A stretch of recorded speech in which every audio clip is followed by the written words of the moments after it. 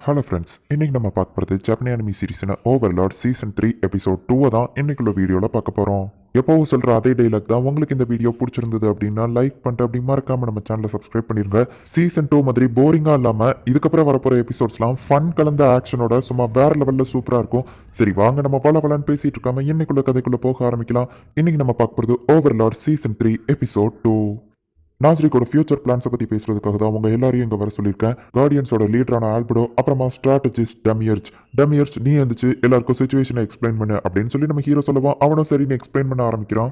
நாஸ்ரிக்கை சேஃப்டியாக வச்சிருக்கிறது தான் எங்களோட ஃபர்ஸ்ட் ப்ரையாரிட்டி. அதுக்கப்புறமா ஐன்சோல் கோன் அப்படிங்கிற பேர் அந்த உலகம் ஃபுல்லாக பரப்பணும். ஆக்சுவலி அது என்னோட ப்ரையாரிட்டி தான் அப்படின்னு நம்ம ஹீரோ மனசுக்குள்ள நினச்சிட்டு இருக்கும்போது உங்க எல்லாருக்குமே தெரிஞ்சிருக்கும், இப்போ அந்த 8 ஃபிங்கர்ஸ் நம்ம கண்ட்ரோலில் தான் இருக்காங்க. ரியஸ்டீஸோட அண்டர் கிரவுண்ட் வேர்ல்டு இப்போ நாஸ்ரிக் கண்ட்ரோலில் தான் இருக்கு. இது வழியா தான் நம்ம மாஸ்டர் இந்த உலகத்தையே ஆட்சி செய்ய போறாரு அப்படின்னு சொல்லிட்டு டமியர் சொல்லவும் நம்ம ஹீரோ வாயை பழக்கிறோம். இந்த உலகத்தை ஏன் கண்ட்ரோலில் கொண்டு வர நினைச்சனா இது எப்போ ஒரு வகையில பார்த்தா இதுவும் நல்ல பிளான் தான். நான் எப்படி பண்ணாலும் என்னோட பேர் உலகம் ஃபுல்லா பரவிடும். பிளானை கரெக்டாக புரிஞ்சு வச்சிருக்க டமியர்ஸ் அப்படின்னு நம்ம ஹீரோ சொல்லுவோம். நீங்க அன்னைக்கு சொன்னதை நான் மறக்கல அப்படின்னு சொல்லுவோம். ஆமா, நான் அன்னைக்கு ஒரு தடவை வந்துட்டு சொன்னேன். ஒரு தடவை இல்லை மைலாட், 2 தடவை அப்படின்னு சொல்லுவோம். உன்னோட மெமரி பவர் நல்லாவே இருக்கு டமியர்ஸ். உன்னோட பிளான் என்னன்னு சொல்லி கேட்போம் அப்படின்னு சொல்லிட்டு நம்ம ஹீரோ சொல்றோம். நாஸ்ரிக் இருக்கிறத பத்தி மக்களுக்கு நம்ம தெரியப்படுத்தலாம். ஷெல்டியரை அட்டாக் பண்ணவன நம்மளால இன்னும் கண்டுபிடிக்க முடியல. நாஸ்ரிக்கை நம்ம மறைமுகமா வச்சிருக்கிறத விட தெரியப்படுத்தினா அந்த எதிரி நம்மளை தேடி வருவான் அப்படின்னு சொல்லிட்டு ஆல்பர்டோ சொல்றோம். ஆனா இதுலயும் ஒரு பிரச்சனை இருக்கு. ரிசோர்சஸ்க்கு என்ன பண்றது அப்படின்னு ஆல்பர்டோ கேட்கவும், என்கிட்ட இன்னொரு ஐடியாவும் இருக்கு. நம்ம இதுக்காக ஒரே ஒரு கிங்டமா இருக்கணும். நாஸ்ரிக்கை ஒரு புது நேஷனா அறிவிக்கலாம். உங்ககிட்ட அந்த பிளான் ஆல்ரெடி இருக்குன்னு எனக்கு தெரியும் மைலாட் அப்படின்னு டமியர் சொல்லவும், கரெக்டா தெரிஞ்சு வச்சிருக்க டமியர்ஸ் அப்படின்னு நம்ம ஹீரோ சொல்றான். நீங்க செய்யற அந்த விஷயங்களை பார்த்தாலே தெரியுது மைலாட் அப்படின்னு நம்ம சொல்லவும், நான் அப்படி என்னடா பண்ண அப்படின்னு சொல்லி நம்ம ஹீரோ ஷாக் ஆகுறான். நீங்க ரொம்ப நாளாவே இதுக்காக பிளான் போட்டுட்டு இருக்கீங்கன்னு எனக்கு தெரியும் மைலாட். நீங்க சொல்றதுக்கு முன்னாடி உங்க பிளானை நான் சொன்னதுக்கு மன்னிச்சிருங்க அப்படின்னு சொல்லவும், ஆமா நான் அந்த ஒரு விஷயத்த பண்ணதுக்கு காரணம் ஒரு விஷயம் இல்ல மைலாட், 2 விஷயம் அப்படின்னு நம்ம சொல்லவும், அட பாவி இதை எத்தனை விஷயம் தான்டா அப்படின்னு நம்ம ஹீரோ மனசுக்குள்ள நினைச்சிட்டு, நான் நிறைய விஷயங்கள் பண்ணிருக்கேன், நீ எந்த விஷயத்த சொல்ற டமியர்ஸ் அப்படின்னு நம்ம ஹீரோ கேட்கிறான். அந்த காரன் வில்லேஜ் நீங்க காப்பாத்தினது எக்ஸ்பெரிமெண்டலா பயன்படுத்துறதுக்காகவும் அப்புறமா நம்ம வேர்ல்ட் டாமினேஷனா அங்கிருந்து ஆரம்பிக்கிறதுக்காகவும் தானே அப்படின்னு சொல்லி அவன் சொல்றான். இது எப்பண்டா அப்படின்னு சொல்லி நம்ம ஹீரோ ஷாக் ஆகுறான். நம்ம ஹீரோ காரன் வில்லேஜ் காப்பாத்தினது டமியர்ஸ் அப்புறமா ஆல்பர்டோ தவிர அங்க வேற யாருக்குமே தெரியாது. பாஸ் இன்னைக்கு என்ன சமைக்க போறீங்க அப்படின்னு சொல்லி அந்த காபின் கேட்கவும், டேஸ்டா ஏதாச்சும் சமைப்பேன் அப்படின்னு சொல்லிட்டு ஹென்றி சொல்றான். நீங்க 2 பேரும் இங்க வருவீங்கன்னு நான் எதிர்பார்க்கல அப்படின்னு சொல்லி அந்த வில்லேஜ் சீஃப் சொல்றான். நம்ம ஊரை விட்டு திரும்ப போன யாருமே இன்னும் வரல, கண்டிப்பா ஒரு நாள் வருவாங்கன்னு நம்ம வெயிட் பண்ணிக்கிட்டே இருப்போம் அப்படின்னு சொல்லிட்டு அவங்க பேசுறாங்க. இந்த வில்லேஜை திரும்ப கெட்டுற வரைக்கும் டாக்ஸ் எதுவும் பே பண்ண தேவையில்லை அப்படின்னு சொல்லி ராஜா சொல்லியுமே எல்லாரும் பயந்து போயிட்டாங்க அப்படின்னு சொல்லி அந்த வில்லேஜ் சீஃப் வருத்தப்படுதான். பாசிட்டிவா திங்க் பண்ணுங்க அப்படின்னு சொல்லி அவன் வைஃப் சொல்றா. லார்டைன்ஸ் நம்ம உயிரை கஷ்டப்பட்டு காப்பாத்திருக்காரு, அந்த உயிரை நான் வேஸ்டா போக விட மாட்டேன் அப்படின்னு சொல்லி அந்த வில்லேஜ் சீஃப் சொல்லவும், அவருக்கு நான் கண்டிப்பா ஏதாச்சும் திரும்ப பண்ணுவேன் அப்படின்னு சொல்லி ஹென்றி சொல்றா. இன்ஃபீரியாவை போய் ஹென்றி பாக்குறா. ஏய் நான் சாதிச்சிட்டேன், என்னோட அந்த ஹீலிங் போஷன் பர்பிள் கலர்ல வந்திருக்கு, இது ஒரு மிராக்கல் அப்படின்னு சொல்றான். போதும் நிறுத்துங்க பாஸ், நீங்க போயிட்டு சாப்பாடு செய்யுங்க, இந்த மரமட்டையை நான் பாத்துக்கிட்டேன் அப்படின்னு சொல்லிட்டு அந்த காப்ளின் அவளை அனுப்பி வைக்கிறான். சரின்னு ஹென்றி இங்க இருந்து போனதுக்கு அப்புறமா, நீங்க எங்க பாஸை லவ் பண்றீங்க அப்படிதானு கேட்கவும், ஆமா அப்படின்னு அவன் சொல்றான். அப்படின்னா உங்க லவ் அந்த போர்ஷன்ஸ் மேல காட்டாம எங்க பாஸ் மேல கொஞ்சம் காட்டுங்க, அப்படின்னா தான் அவங்க இம்ப்ரெஸ் ஆவாங்க.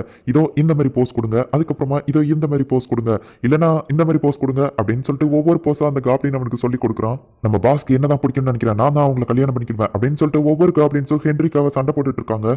இங்க இன்ஃபீரியா என்னடான்னா நைட் ஃபுல்லா உட்காந்து போர்ஷன்ஸை கஷ்டப்பட்டு செஞ்சதுனால தூக்க கலக்கத்துல இருக்கான். என்னாச்சுன்னு ஹென்றி கேட்கவும், ஒன்னும் இல்ல நான் நல்லா தான் இருக்கேன்னு சொல்லி சாப்பாடு எடுத்து தலையில கொட்டிக்கிட்டுதான். பாஸ்க்கு கண்டிப்பா ஏமாலதான் லவ் இருக்கு பாருங்க, எக்ஸ்ட்ரா ஒரு சிக்கன் துண்டு வச்சிருக்காங்க அப்படின்னு சொல்லவும், டே இவன் பொய் சொல்றான்டா, இவன் மொதல் சிக்கன் பீஸை யாராச்சும் பாத்தீங்களா, இல்லைன்னா ஒரு சிக்கன் பீஸையே இவன் 2 துண்டா வெட்டிட்டு நம்மகிட்ட பொய் சொல்லுவான் அப்படின்னு சொல்லி அவங்க சண்டை போட்டுட்டு இருக்கவும், பேலையாட் வந்துட்டு அவனோட சாப்பாடுக்குள்ள விழுந்துருதான். இப்போ இன்ஃபீரியாவை ஹென்றி வந்து ரூமுக்கு தூக்கிட்டு போறா. ஆமா எல்லா சீன்லயும் பையன் தானே பொண்ணை தூக்கிட்டு போவான் அப்படின்னு சொல்லி அவங்க கிண்டல் பண்றாங்க. இந்த வில்லேஜ்ல பாதி பேர் அவங்க ஃபேமிலியை இழந்துட்டாங்க, எல்லார் முகத்திலயும் சிரிப்பு இருக்குன்னா அதுக்கு காரணம் இந்த காப்ளின்ஸ் தான், அவங்களுக்கு ஏதாச்சும் நான் பண்ணணும் அப்படின்னு சொல்லி ஹென்றி மனசுக்குள்ள நினைக்கிறா. அந்த காப்ளின்ஸ் வந்து அங்க இருக்கிற மக்களுக்கு அட்டாக் பண்றதுக்காக பயிற்சி எல்லாம் கொடுத்துட்டு இருக்காங்க. ஹென்றி வீட்டுல உட்காந்து வேலை பார்த்துட்டு இருக்கா. அவ சிஸ்டர் வரப்போ, நேத்து நான் உனக்கு கொடுத்த வேலையை முடிச்சியா, அதை ஃபர்ஸ்ட் போய் முடி அப்படின்னு சொல்லி அவளை அனுப்பி வைக்கிறா. இவ சின்ன பொண்ணுங்கிறதுனால எல்லாத்தையும் மறந்துட்டா, ஆனா என்னாலதான் இன்னும் எதையோ மறக்க முடியல அப்படின்னு சொல்லி ஒரு கத்தி எடுக்கவோ டம்முன்னு சவுண்ட் கேக்குது. என்னாச்சுன்னு வந்து அந்த காப்ளின் கேட்கறான். இந்த கத்தியை நான் கொஞ்சம் ஃபோர்ஸா யூஸ் பண்ணிட்டேன்னு நினைக்கிறேன், அது உடஞ்சிடுச்சு அப்படின்னு சொல்லி அவ சொல்றா. கொஞ்சம் பார்த்து கேர்ஃபுல்லாக ஹேண்டில் பண்ணுங்க, நம்ம கிட்ட பிளாக் ஸ்மித் கிடையாது, ஸோ இதை ரிப்பேர் பண்ண முடியாது, எங்களோட வெப்பன்ஸ்க்கும் இதே நிலைமை தான், ஆனால் எப்படியோ நாங்கள் சமாளிச்சுட்டு இருக்கோம் அப்படின்னு சொல்லிட்டு அந்த கார்பின் சிரிக்கிறான். ஹென்ரியோட சிஸ்டர் ஒரு ஹெர்பை யூஸ் பண்ணி, அக்கா நான் இதை செஞ்சு முடிச்சிட்டேன் அப்படின்னு சொல்றா. இன்ஃபீரியா கிரியேட் பண்ற போர்ஷனை விட கேவலமா ஸ்மெல் வருது அப்படின்னு அந்த கார்பின் கேட்கவும், இது ஒரு மெடிசின் ஹெர்ப் அப்படின்னு அவ சொல்றா. அக்கா இது சீக்கிரமா காலியாக போகுது அப்படின்னு அந்த சிஸ்டர் சொல்லவும், வருஷத்துல குறிப்பிட்ட டைமிங்ல தான் இந்த செடி வளரும், எனக்கு தெரிஞ்ச ஸ்பாட் எல்லாத்துலயுமே பறிச்சிட்டனே அப்படின்னு சொல்லி ஹென்றி யோசிச்சுட்டு இருக்கா. நமக்கு ஒரு பிரச்சனை, அந்த ஃபாரஸ்ட்ல ஏதோ ஒன்று வித்தியாசமா இருக்கா அப்படின்னு சொல்லி ஒரு காப்ளின் வந்து சொல்லவும், திரும்பவும் சோல்ஜர்ஸா அப்படின்னு அவ கேட்கறா. இல்ல இது அந்த ஃபாரஸ்ட்குள்ள இருக்கிற வேற ஏதோ ஒன்று அப்படின்னு சொல்லி அந்த காப்ளின் சொல்றான். இருட்டுறதுக்குள்ள எப்படியாச்சும் நம்ம கண்டிப்பா போயிட்டு இந்த செடியை பறிச்சாகணுமே அப்படின்னு சொல்லி ஹென்றி யோசிக்கிறா. கவலைப்படாதீங்க, நான் பாத்துக்கிறேன் அப்படின்னு சொல்லி அந்த கூட இருக்கிற காப்ளின் இப்போ ஒரு காப்ளின் படையவே திரட்டி கூட்டிட்டு வரோம். நம்ம பாஸோட சேஃப்டி தான் எனக்கு ஃபர்ஸ்ட் முக்கியம், நீங்க 3 பேர் மட்டும் என் கூட வாங்க, மத்த எல்லாரும் இங்க இருந்து இந்த வில்லேஜை ப்ரொடெக்ட் பண்ணுங்க அப்படின்னு அந்த காப்ளின் சொல்லிட்டு இன்ஃபீரியாக்கு ஒரு சிக்னல் கொடுக்கவும் நான் உன்னை பாத்துக்கிறேன் அப்படின்னு சொல்லிட்டு அவன் போஸ் கொடுக்குறான். உனக்கு எதுவும் ஆகாது, நான் உன்னை ப்ரொடெக்ட் பண்றேன் அப்படின்னு சொல்லி இன்ஃபீரியா ஒரு தினசா சொல்றான். ஓ அப்படியா அப்படின்னு சொல்லி கேட்டுட்டு இப்போ அவங்க எல்லாருமே அந்த காட்டுக்குள்ள போறாங்க. ஹீலிங் போர்ஷனுக்கு தேவையான ஒரு செடியை இன்ஃபீரியா பார்க்குறான். அப்போ நம்ம இதை பறிக்கணுமா அப்படின்னு சொல்லி இருக்கா அப்படின்னு கேட்குவோம். நம்ம இப்போ பறிக்க போகிற பிளான்ட் தான் ரொம்பவும் வேல்யூபிளானது, இதை நான் அப்புறமா வந்து பறிச்சுக்கிட்டேன் அப்படின்னு சொல்லிட்டு அங்கேருந்து போகிறாங்க. பிளான்ஸை பற்றி இன்ஃபீரியா காப்ளின் கிட்ட கேட்கும்போது எங்களுக்கு பிளான்ஸை பற்றிலாம் தெரியாது, சண்டை போட மட்டும்தான் தெரியும் அப்படின்னு சொல்லி அவங்க சொல்கிறாங்க. இப்போ எல்லாரும் தனித்தனியாக பிரிஞ்சு அந்த செடியை தேடுறாங்க. ஹென்றி வந்துட்டு கரெக்டாக அந்த செடியை கண்டுபிடிக்கிறா. இன்ஃபீரியா அந்த செடியை ஃபாஸ்ட்டாக பறிச்சு போடவும் அவனையே பார்த்துட்டு இருக்கா. என்னையே பார்க்குறான்னு அவன் கேட்கும்போது இல்லை நீ ஃபாஸ்ட்டாக பறிக்கிறா அதான் பார்த்தேன் அப்படின்னு சொல்லி அவன் கேட்குறா. எனக்கு இதில் நிறைய அனுபவம் இருக்குது அப்படின்னு அவன் சொல்கிறான். ஏதோ ஒரு சவுண்ட் கேட்குது, எல்லாரும் அமைதியா இருங்க, எல்லாரும் அந்த மரத்து பின்னாடி போய் ஒளிஞ்சுக்கிடுவோம் அப்படின்னு சொல்றான். ஒரு காப்ளின் சின்ன பையன் ஓடி வரான். எல்லாரும் பொறுமையா இருங்க அப்படின்னு சொல்லிட்டு அந்த காப்ளின் சொல்றான். இது பார்கஸ்ட் அப்படின்னு சொல்லி இன்ஃபீரியா சொல்றான். அதை ஸ்மெல் பண்ணி பார்க்குது. இவங்க மேல அந்த ஹெர்ப்ஸ் இருக்கிறதுனால அதால இவங்கள ஸ்மெல் பண்ண முடியல. காப்பாத்துறேன்னு சொல்லி பிரச்சனையில மாட்டிக்கிடாதீங்க, கண்டிப்பா நம்மளால அதை தோக்கடிக்க முடியாது அப்படின்னு அந்த காப்ளின் சொல்லவும் ஹென்றி ரொம்ப வருத்தப்படுறா. நம்மளால முடிஞ்ச லெவலுக்கு அந்த பையனை காப்பாற்ற ட்ரை பண்ணுவோம் அப்படின்னு சொல்லி இன்ஃபீரியா சொல்றான். இல்ல வேண்டாம் அப்படின்னு அந்த காப்ளின் சொல்லவும் அப்படின்னா அந்த கொலைக்காரங்களுக்கும் நம்மளுக்கும் என்ன வித்தியாசம், நம்மளும் அந்த கொலைக்கு துணை போக்குற மாதிரி தானே, என்னால பார்த்துட்டு சும்மா இருக்க முடியாது அப்படின்னு சொல்லி ஹென்றி சொல்றா. சரின்னு இப்ப எல்லா காப்ளின்ஸும் போயிட்டு அந்த ஃபாக்ஸ் கூட சண்டை போட ஆரம்பிக்கிறாங்க. அந்த பார்கஸ் மேல இன்ஃபீரியா வந்து ஒரு க்ளோ மாதிரி ஒன்று போட்டுருதான். அதே நேரத்தில் அந்த காப்ளின்ஸையும் ஹீலிங் பண்ணிருந்தான். அந்த பார்கஸ்டால இப்போ அசைய முடியல, இதுதான் சான்ஸ் தாக்குங்க அப்படின்னு நம்ம சொல்றான். அது ஒரு செயினை வச்சு அட்டாக் பண்ணுது. ஆனாலுமே ஒரு வழியா அந்த காப்ளின்ஸ் அந்த பார்கஸ்ட்டை கொண்டிருந்தாங்க. அந்த சின்ன பையன் வந்துட்டு நீங்க எல்லாம் எந்த ட்ரைபை சேர்ந்தவங்க, உங்களை நான் பார்த்தது இல்லையே அப்படின்னு சொல்லி கேட்கறான். புதுசாக கண்டுபிடிச்ச ஹீலிங் போஷனா அவனுக்கு அடிபட்டிருக்கேன்னு சொல்லி இன்ஃபீரியா கொண்டு போய் கொடுக்கவும் நீங்க என்ன விஷம் குடிக்க சொல்லி சாகடிக்க பாக்குறீங்களா அப்படின்னு சொல்லி அவன் கேட்கறான். அவன் மேல அந்த ஹீலிங் போஷனை தெளிக்கவும் அவனுக்கு சரியாயிருது.